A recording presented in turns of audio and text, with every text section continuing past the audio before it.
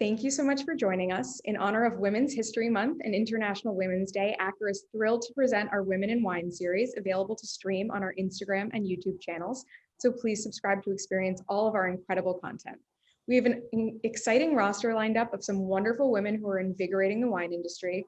My name is Lily Mirabel Friedman, and I'm honored to be joined today by the Technical Director of Domaine de l'Arlot in Nuits St, Géraldine Godot. Thank you so much for joining us today, Géraldine. Where are you joining us from? Thank you for inviting me. Thank you for give me the opportunity to speak and to explain and to speak about women, women in wine in general. How's 2020 and 2021 in Burgundy? Surprising. Because the climate is changing and we have to adapt.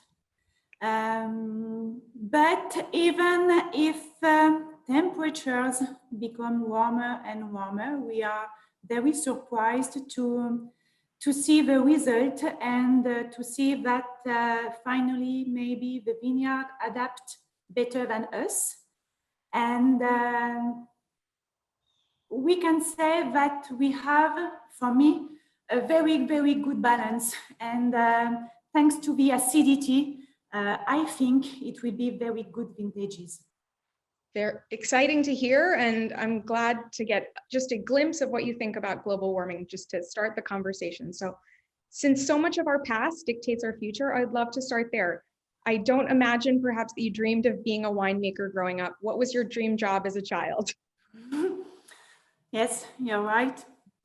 When I was younger, I wanted to be a rhythmic gymnastic trainer or coach.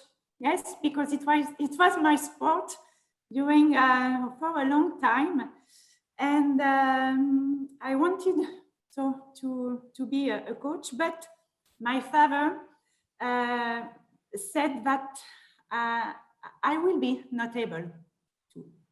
So after high school, I went to the University of Science, and that explained that now I'm not a coach, but it's still my sport. I love to see.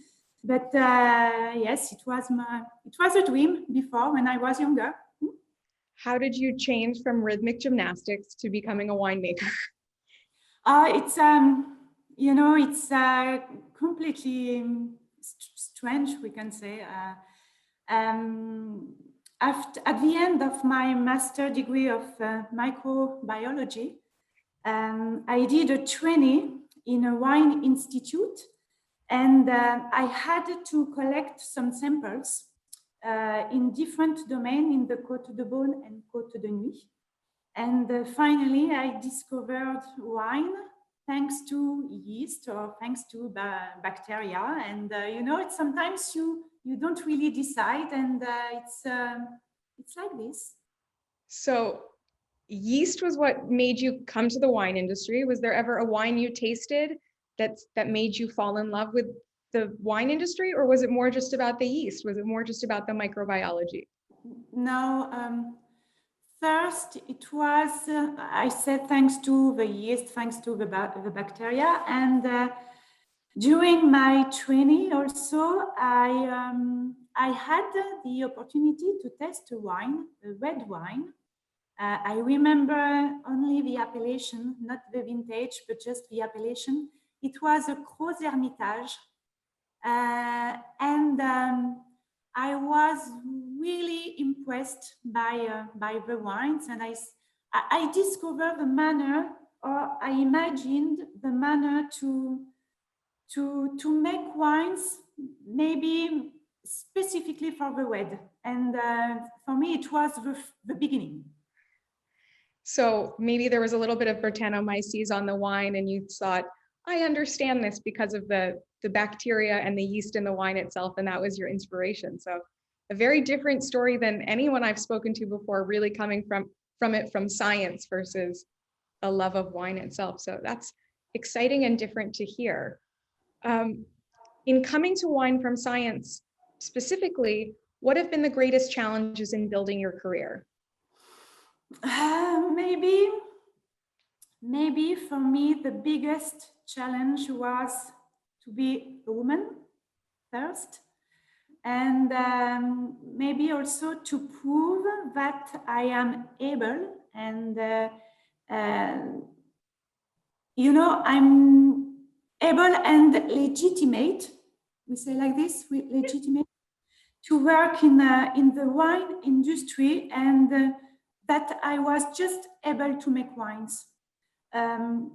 To be accepted also as a woman, even if I do not come from the world of wine.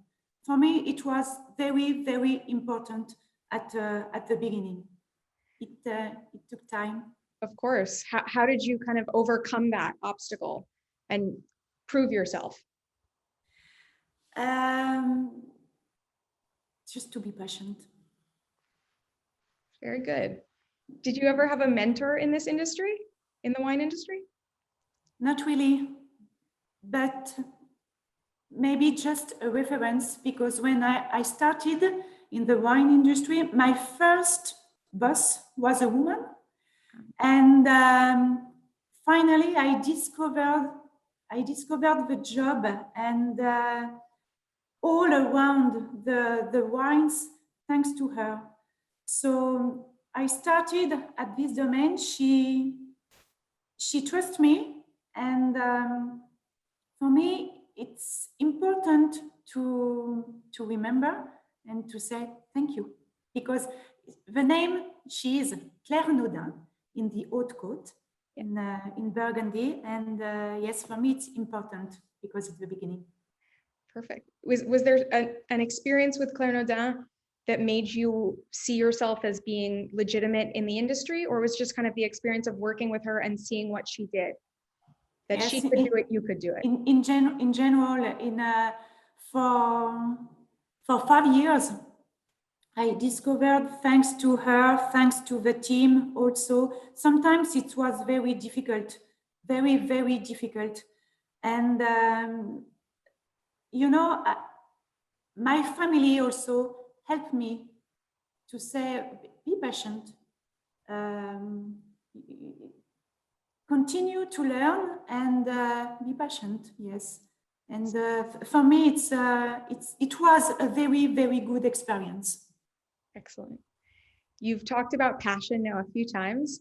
Do you have a favorite trait about yourself other than perhaps your passion? Sorry, Do you have a favorite trait about yourself other than perhaps your passion for wine? Maybe my simplicity. Interesting. Why? No, that's a very honest way to say something about yourself, and that's really lovely. But I think I didn't know. I asked a lot of people just to help me, because it's very difficult. It's a difficult question. Of course. But, simplicity, maybe. I'm always interested to hear about how people approach risk. Do you generally consider yourself a risk taker? I don't really know. I practiced also, not doing for a long time, but I practiced a bit of climbing and paragliding. And yes, I like it. Not now, because it's not possible, but from there to say that it was risky, I don't really know. For me, it depends on the degree of risk. I consider that, or I like risk when I can control them. You see? Yeah, the best kind of risk. Well, it's. I don't think I am a risk taker. No. But I think perhaps coming to wine from really just science and not knowing that much about the wine industry is a risk itself, wasn't it? Maybe? I don't know. I think I use the word risk when, it's important, when the consequences are important. when you are confident and when you take time, when you are able to explain and when you are sure of your decision, for me, it's not really risk. So it's, yes. Especially in a year like 2020 and 2021, how do you stay motivated? Good question.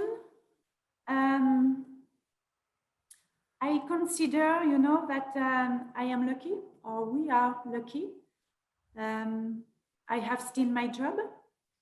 I have also a boss who trusts me. We are lucky because we continue to work normally. We continue to make wines. We continue to go to the vineyard. We continue to sell wines. So I don't have the right to complain. And with this, or thanks to this, it's easier to keep motivation. How much time, I know we are lucky. How much time do you spend in the vineyard versus in the cellar? It depends. It depends on the season. It depends finally, it depends on a lot of things. Of course, now with the position, wine director or technical director, I have less time to the vineyard and to the cellar, but I want to keep the decision or to discuss with the team. So I try to spend 1 or 2 days per week in the vineyard. And for the rest in the winery, in the cellar, I continue to do the operation, the racking, the filtration, the bottling, all the things. Is there a place you prefer to be? Do you prefer being in the cellar or prefer being in the vineyard? Not really. Of course, when it's raining, I prefer to be in the cellar. But now I like to go to the vineyard to see the evolution of each plot, to observe, also to be very reactive. It's very important. And sometimes, just to be outside, it's good. Yeah, I like it. What is it specifically that you love about the wine industry? Maybe the unknown, the surprises of the vintage, the weather. We work with nature, and finally we control nothing. So we have to observe. We have to be very, I don't know in English, humble, to keep the humility. Humble, yeah.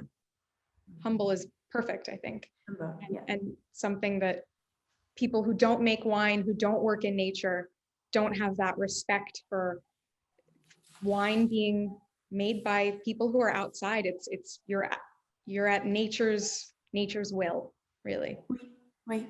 So when you look back at your success story, being the technical director of one of Burgundy's great domains, are there any kind of defining moments from your career that really stand out?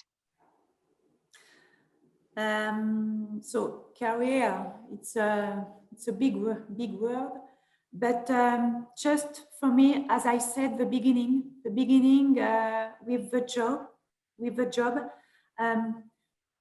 First I thought that I knew a lot of things after my degree, after to be just an oenologist, and finally I discovered that you have knowledge. It's important, but not only. You have to observe, you have to listen to people, their experience, and that's why I say again, thank you to Claire Naudin to give me the opportunity to start, and I think it's the beginning, and to be confident at the beginning help for the evolution. So for me, it's this. Set you on the right path to have that kind of very solid foundation to continue with that. So what piece of advice would you give the next generation of female leaders in the wine industry? To be patient, to keep confidence, to stay themselves, and just to trust that everyone is able if they believe in themselves. Yes. Excellent. Other than Claire Naudin, who you've mentioned a few times, is there another woman who's making wine that you think people should know about, that people should pay attention to, that you'd like to mention? To say one name, or to say one name, it's maybe a little bit difficult, but in general, I am just impressed by men or women who make good wines without a particular name, you know, just their passion. I like people not really, we can say, sorry, I try to keep the English word, but if, you know, when people are a little bit shy, when they don't speak a lot, and I like this sort of people, this sort of men or this sort of women who are just making wines without to do a lot. Understated. You see? Yeah, I think that's perfect.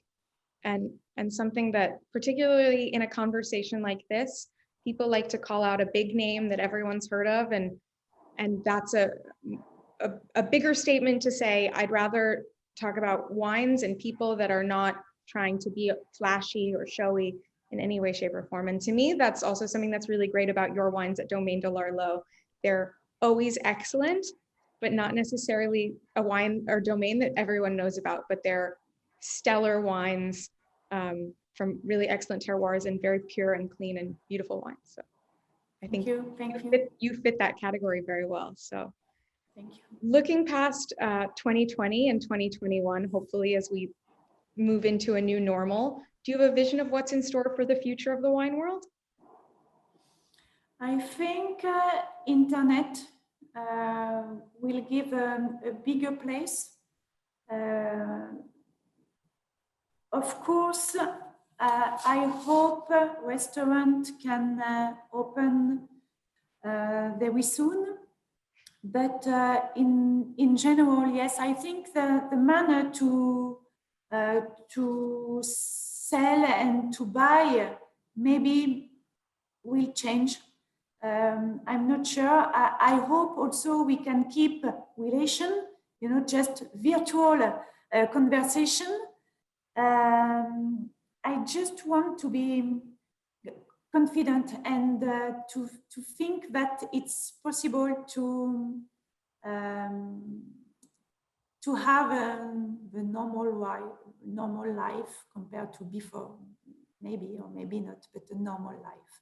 You briefly mentioned global warming and how you find perhaps that the vineyards are adapting themselves to the changing climates, and that's something that we can maybe be relieved about or have a little bit more hope about global warming. And what are your other kind of bigger thoughts about global warming and how that will affect particularly Burgundy? It's a very big question about global warming. It's for me, we see the evolution the last 10 years. The harvest are not, you know, compared to this year, it was in August, not in September. We see the difference also with the alcohol in wines. We see the extraction very easier, the color deeper, the complexity in mouth. Sometimes in the blind tasting, it's not really Pinot Noir, but mostly Syrah. But you know, we try to to have some global reflection in the vineyard to see what we can improve to keep the freshness, to keep the acidity. Sometimes it's easy to control, or sometimes we are just surprised to see the result. I think now we know less and less, but we have more to observe and to be more reactive. Maybe it's difficult to have only one solution. I think it's a global improvement in the future years, and that's why also it's a job very exciting, because we have some basis, we know some things, but we have also to improve the reflection, and yes, it's a global reflection, and we have to listen a lot, and we have to find some solution, if there's some solution.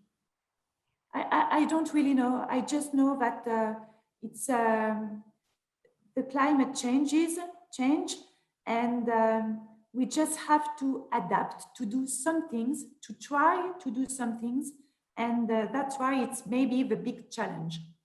Definitely, I think.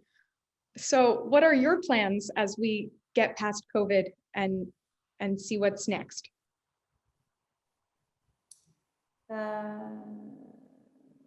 Just keep making wine? Not only, no, to continue to make good wines, to try also to not waste time, you know, just to be more, how we can say, efficient, to continue to take care of my family, to see my daughter grow up, to continue to be happy in my job and in my life in general, to continue, because I know, I repeat, but I know I am lucky, so to continue to profiter, to, how we can say? Profit. Of all the landscape here at L'Arlot, to profit also of my opportunity here. You know, it's in fact some details, but I am happy with these details, and for me it's with a lot of details, but it can be something great. So yes, simple. Is there a dream project you'd like to pursue in the future? To continue to be here. Okay. First, to continue the challenge we have in the vineyard, in the cellar, in the winery, to have also others opportunity here, because we spend a lot of time in general at work, and it's very important to have a better environment you can. So yes, we have a lot of challenge here with all the team, and we try to succeed, I hope. Perfect. Well, Géraldine, it's been an absolute pleasure to chat with you today and hear a little bit more about your passion and your observation of the vineyards in Burgundy. And I cannot thank you enough for sharing your time with us today. And thank you so much for celebrating Women's History Month and International Women's Day with Acker. Cheers. Thank you. Thank you. Thank you for giving me the opportunity. Thank you.